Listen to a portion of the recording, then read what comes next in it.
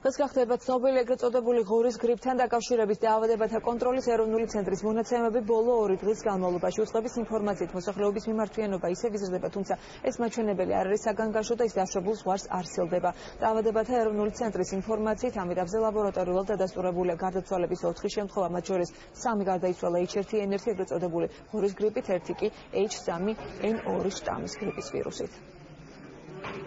გარკვეული ზრდა არის, თუ მეორე კვირაში საშუალო მაჩვენებელი საქართველოში 100,000 მოსახლეზე იყო სადღაც 240-დან 250-ის ფარგლებში, ახლა 273 ამ კვირაში. ზრდა არის შემთხვევების მიმართვიანობის, რასაც ველიდგეს პროგნოზირებადი იყო და იანვარში ალბათ იქნება კიდევ.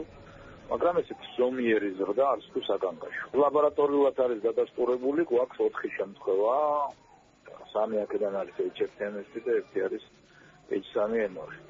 უშუალოდ საღამოს გვექნება კიდევ ზუსტებული გასული კვირის მონაცემები, ანუ შაბათ კვირის